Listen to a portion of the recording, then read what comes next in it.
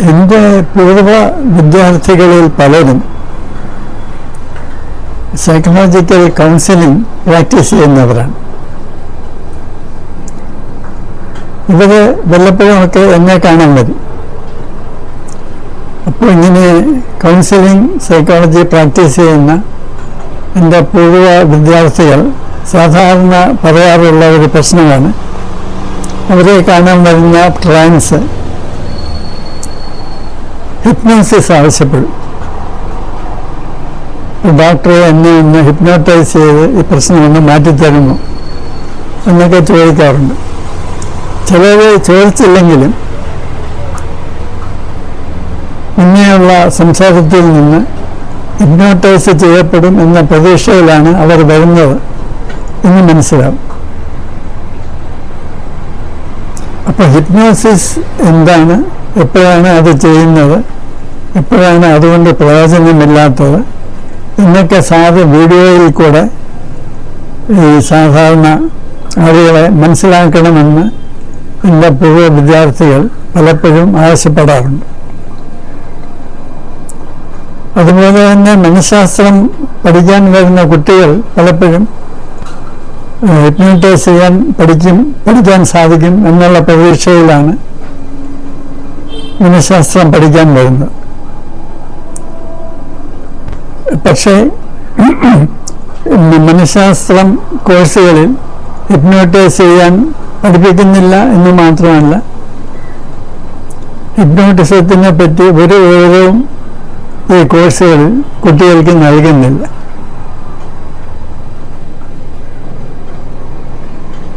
Hypnosis ആരംഭിച്ചത് medical പ്രൊഫഷനിൽ നിന്നാണ്. മെസ്മർ ഒരു ഡോക്ടറായിരുന്നു. ബ്രെയ്ഡ് ഹിപ്നോട്ടിസം തുടങ്ങിയ വാക്കുകൾ കോയിൻ ചെയ്ത ബ്രെയ്ഡ് ഒരു ഡോക്ടറായിരുന്നു. അപ്പോൾ മെഡിക്കൽ പ്രൊഫഷനിലാണ് ഇതിൻ്റെ തുടക്കം. ഇതൊരു സിദ്ധിയായിട്ട് അവർ കരുതിയിരുന്നില്ല. ആരെയും അഭ്യസിപ്പിച്ച് ചെയ്യിക്കാവുന്ന ഒരു പ്രൊസീജിയറായിട്ടാണ് ഹിപ്നോസിസ് തുടങ്ങിയത്.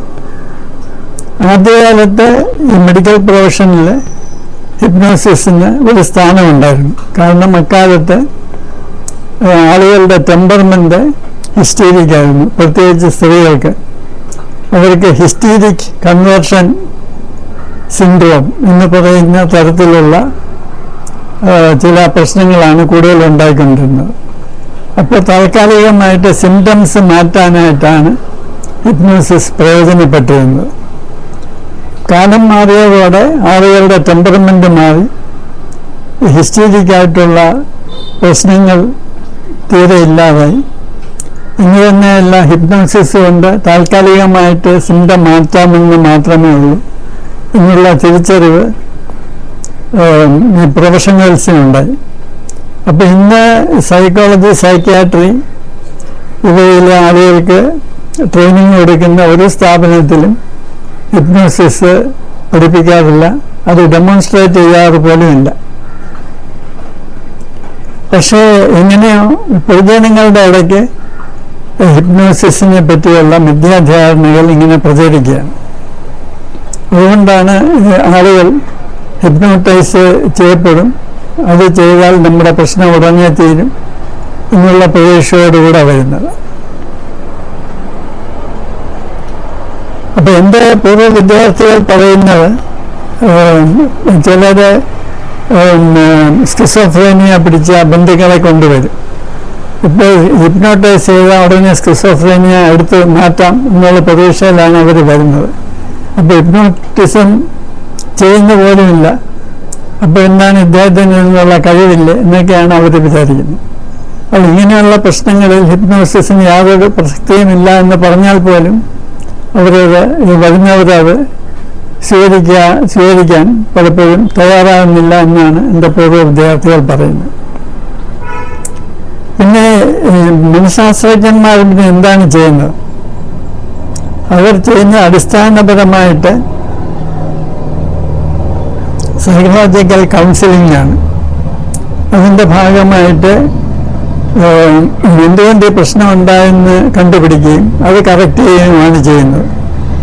ചിലപ്പോൾ ബന്ധുക്കളുടെ പെരുമാറ്റം കൊണ്ടായിരിക്കാം പ്രശ്നമുണ്ടാകുന്നത്. ഇങ്ങനെയാണെങ്കിൽ അവരുടെ പെരുമാറ്റം മാറ്റേണ്ടി വരും. പിന്നെ ചിലപ്പോൾ ലൈഫ് സ്റ്റൈൽ, ജീവിത ചര്യയിലുള്ള പ്രശ്നങ്ങളായിരിക്കാം. അപ്പോൾ ഈ പ്രശ്നമുള്ള ആളുടെ ലൈഫ് സ്റ്റൈല് കറക്റ്റ് ചെയ്യേണ്ടി വരും, അവരുടെ ജീവിതശൈലി മാറ്റേണ്ടി വരും. പിന്നെ ഏറ്റവും പ്രധാനമായിട്ട് ഇവരുടെ അടിസ്ഥാന വ്യക്തിത്വത്തിൽ മാറ്റം വരുത്തുക എന്നുള്ളതാണ്. അതിന് ഏറ്റവും പ്രധാനപ്പെട്ട ഒരു കാര്യം ഈ കൺസേർവായിട്ടിരിക്കുന്ന ആളുടെ ബന്ധം, പ്രശ്നമുള്ള ആളുമായിട്ടുള്ള ബന്ധമാണ് ഏറ്റവും കാതലായ ഭാഗം. അപ്പം ഈ ബന്ധം ശരിയായെങ്കിൽ മാത്രമേ യഥാർത്ഥ കൗൺസിലിംഗ് നടക്കുകയുള്ളൂ.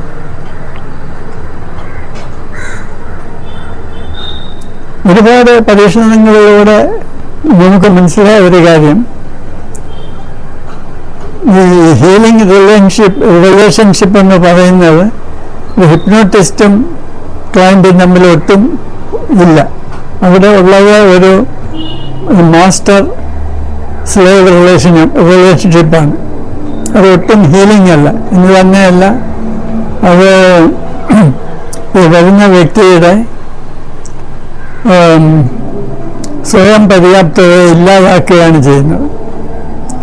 അതായത് സാധാരണ കൗൺസിലിങ്ങിൽ നടക്കേണ്ട ഒരു പ്രക്രിയയുടെ വിപരീതമാണ് ഹിപ്നോസിസിൽ നടക്കുന്നത്. ഈ കൺസൾട്ടേഷന് വരുന്ന ആളുകൾക്ക് വേണ്ടത് പെട്ടെന്ന് അവരുടെ പ്രശ്നം ഇല്ലാതാക്കുക എന്നുള്ളതാണ്. മനഃശാസ്ത്രജ്ഞൻ്റെ അടുത്ത് വന്നാൽ പല സെഷൻസ് വരാൻ പറയും. ഇതിങ്ങനെ നീണ്ടു പോകും. അപ്പോൾ അവർ ഹിപ്നോട്ടിസ്റ്റുകളെ അന്വേഷിച്ച് പോകും. ഹിപ്നോട്ടിസ്റ്റുകൾ ആര് വന്നാലും ഹിപ്നോട്ടൈസ് ചെയ്ത് സെക്കൻഡുകൾക്കുള്ളിൽ പറഞ്ഞു വിടുകയാണ്. അപ്പോൾ പ്രശ്നം തീർന്നോ ഇല്ലയോ എന്ന് അവർ ഈ ഹിപ്നോട്ടൈസ് ചെയ്യുന്ന ആൾ ചിന്തിക്കാറില്ല. താൽക്കാലികമായിട്ട് ഏതെങ്കിലും ഒരു സിംറ്റം മാറിയാൽ തന്നെ അനന്തരം എന്ത് സംഭവിക്കുന്നു എന്നുള്ളതിനെപ്പറ്റി ആരും ചിന്തിക്കാറില്ല. അപ്പം ഇങ്ങനെ ആളുകൾ ചതിക്കപ്പെടാതിരിക്കാൻ വേണ്ടിയാണ് ഈ ലൈസൻസിങ് സിസ്റ്റം ഉണ്ടായിട്ടുള്ളത്. ഇന്ത്യയിലാണെങ്കിൽ ലൈസൻസിങ് സിസ്റ്റമൊക്കെ ഉണ്ടായി വരുന്നതേ ഉള്ളൂ.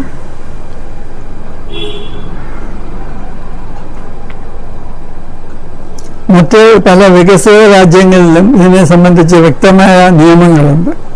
പല രാജ്യങ്ങളിലും ഈ ലൈസൻസ് ഇല്ലാത്തവർ ഹിപ്നോസിസ് പ്രാക്ടീസ് ചെയ്യാൻ പാടില്ല എന്ന് നിയമമുണ്ട്. ഉദാഹരണമായിട്ട് ഇസ്രായേൽ രാജ്യത്ത് ഡോക്ടർമാർ, മനഃശാസ്ത്രജ്ഞന്മാർ, ഡെന്റിസ്റ്റുകൾ ഇങ്ങനെയുള്ളവർക്ക് മാത്രമേ ലൈസൻസ് കൊടുക്കാറുള്ളൂ. അല്ലാത്തവർ ഹിപ്നോസൈസ് ചെയ്ത് ഹിപ്നോട്ടിസം പ്രാക്ടീസ് ചെയ്താൽ അവരകത്താം.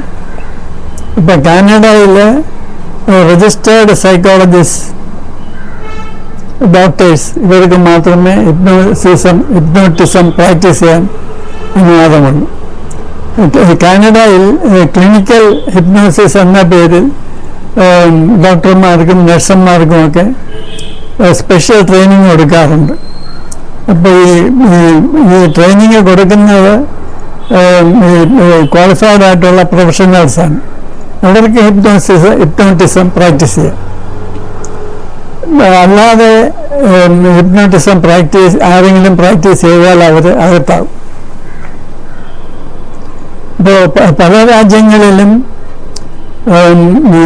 ഡോക്ടർമാരും ക്വാളിഫൈഡ് സൈക്കോളജിസ്റ്റും അല്ലാത്തവർ ഹിപ്നോട്ടിസം പ്രാക്ടീസ് ചെയ്യാൻ പാടില്ല എന്ന് വ്യക്തമായ റൂളുകളുണ്ട്. ഈ സ്റ്റേജ് ഹിപ്നോട്ടിസം എന്നൊന്നുണ്ട്. ഈ സ്റ്റേജ് ഹിപ്നോട്ടിസം തന്നെ പല രാജ്യങ്ങളിലും ബാൻ ചെയ്തിരിക്കുകയാണ്. ഉദാഹരണമായിട്ട് ബെൽജിയത്തിൽ സ്റ്റേജ് ഹിപ്നോട്ടിസം പ്രാക്ടീസ് ചെയ്യുന്നവരെ ഉടനെ അകത്താക്കും. സ്റ്റേജ് ഹിപ്നോട്ടിസം നിരോധിച്ചിരിക്കുകയാണ് പൂർണ്ണമായിട്ട്. UK-യിൽ സ്റ്റേജ് ഹിപ്നോട്ടിസം ചെയ്യുന്നതിന് പ്രത്യേക അനുമതി വാങ്ങണം. അത് എന്തൊക്കെയാണ് ചെയ്യുന്നത് എന്നൊക്കെ എഴുതി കൊടുത്ത് നേരത്തെ അനുമതി വാങ്ങിയാൽ സ്റ്റേജ് ഹിപ്നോട്ടിസം കാണിക്കാം. അനുമതി കൂടാതെ സ്റ്റേജ് ഹിപ്നോട്ടിസം ഏതെങ്കിലും മജീഷ്യൻ കാണിക്കുകയാണെങ്കിൽ 1000 പൗണ്ടാണ് ഫൈൻ. അപ്പോൾ സ്റ്റേജ് ഹിപ്നോട്ടിസം പോലും പല രാജ്യങ്ങളിലും നിരോധിച്ചിരിക്കുകയാണ്. ഇന്ത്യയിൽ ഇന്ന് വ്യക്തമായ നിയമങ്ങളൊന്നുമില്ല. ഈ നിയമങ്ങൾ ഉള്ളതുപോലും പലർക്കും അറിഞ്ഞും കൂടെ. ഇന്ന് ഹിപ്നോട്ടിസം പഠിപ്പിക്കാൻ ഒരുപാട് സ്ഥാപനങ്ങളുണ്ട്. ഓൺലൈനായിട്ട് ഹിപ്നോട്ടിസം പഠിപ്പിക്കുന്നവരുണ്ട്.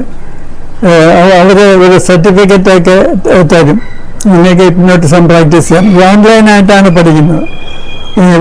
പഠിപ്പിക്കുന്ന ആൾ നേരിട്ട് കാണേണ്ട ആവശ്യം പോലുമില്ല. ചിലർ 2-3 ദിവസത്തെ ഒരു ഷോർട്ട് കോഴ്സ് അറ്റൻഡ് ചെയ്തിട്ടാണ് ഹിപ്നോട്ടിസം പഠിക്കുന്നത്. ഇതൊന്നും ഇല്ലാതെ ചിലർ യൂട്യൂബൊക്കെ നോക്കി തന്നെ ഹിപ്നോട്ടിസം പഠിക്കുന്നവരുണ്ട്.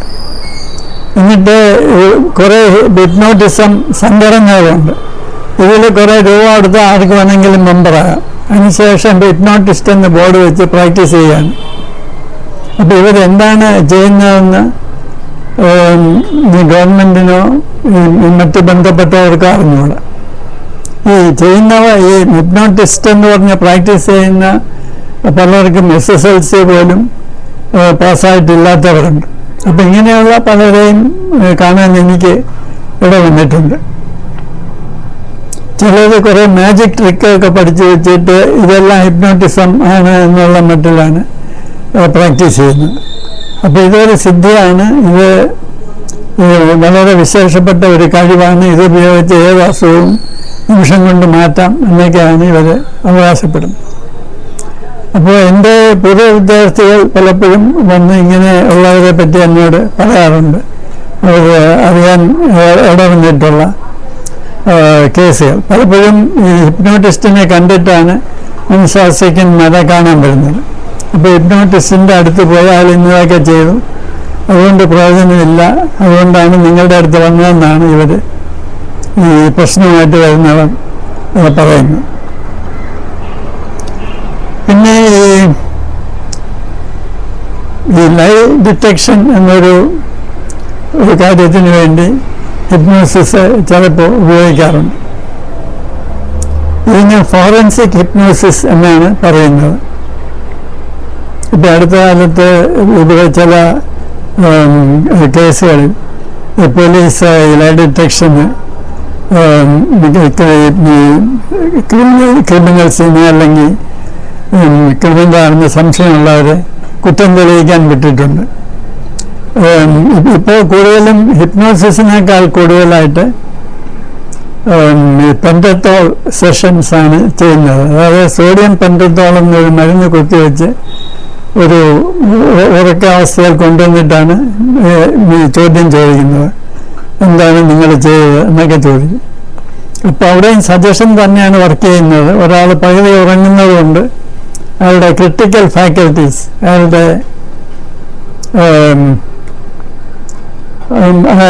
ഡിഫൻസ് വളരെ വീക്കായിരിക്കും. അപ്പോൾ അയാൾ സത്യം തുറന്നു പറയാൻ കൂടുതൽ സാധ്യതയുണ്ട്. പക്ഷെ ഇവിടെയും സജഷൻ കൊണ്ട് ഇല്ലാത്തതൊക്കെ അയാൾ പറഞ്ഞു വരും.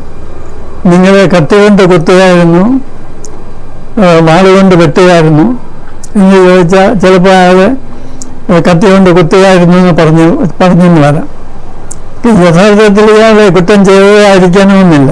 അപ്പോൾ ഈ ചോദ്യത്തിൽ തന്നെ ഒരു സജഷനുണ്ട്. ആ സജഷൻ ചിലപ്പോൾ ഇയാൾ അറിയാതെ ഈ പകുതി ഉറക്കത്തിലായതുകൊണ്ട് സ്വീകരിച്ചെന്ന് വരാം. അപ്പോൾ ഹിപ്നോസിസിലും ഇതേ പ്രക്രിയ തന്നെയാണ് നടക്കുന്നത്. ഈ പെൻറ്റത്തോളെ കുത്തിവെച്ചിട്ട് ചോദ്യം ചോദിക്കുമ്പോൾ നടക്കുന്ന അതേ സംഗതികളൊക്കെ തന്നെയാണ് നമ്മൾ പെൻറ്റത്തോൾ കൂടാതെ ഉറക്കിയിട്ട് ഇൻറ്ററാക്ട് ചെയ്യുമ്പോഴും നടക്കുന്നത് ഒരേ കാര്യമാണ്. അപ്പോൾ ഇതിനകത്ത് സിദ്ധിയൊന്നുമില്ല. ഇത് ഒരാൾ ഉറങ്ങുന്നതന്നെ ഉള്ളൂ. ആ ഉറക്കത്തിൽ പകുതി ഉറക്കത്തിൽ സ്വാഭാവികമായിട്ട് സംഭവിക്കുന്ന കാര്യങ്ങളാണ് ഹിപ്നോസിസ് ആയാലും പെൻഡറ്റോൾ സെഷനിലായാലും നടക്കുന്നത്. ഇന്നിപ്പോൾ മനഃശാസ്ത്രം പ്രാക്ടീസ് ചെയ്യുന്നവർക്ക് ലൈസൻസ് കൊടുക്കുന്ന 2 ഏജൻസികളുണ്ട്. ഒന്ന് RCA, rehabilitation council of India, വേറൊന്ന് national council of allied and health services act എന്ന് പറഞ്ഞിട്ട് ആ കൗൺസിലുകാർ രജിസ്ട്രേഷൻ കൊടുക്കുന്നുണ്ട്. ഇപ്പം പൊതുവായിട്ടിപ്പോൾ വന്നുകൊണ്ടിരിക്കുന്ന നാഷണൽ കൗൺസിൽ ആക്ടിൽ 14 ടൈപ്പ് പ്രൊഫഷണൽസിന് ലൈസൻസ് കൊടുക്കുന്നുണ്ട്.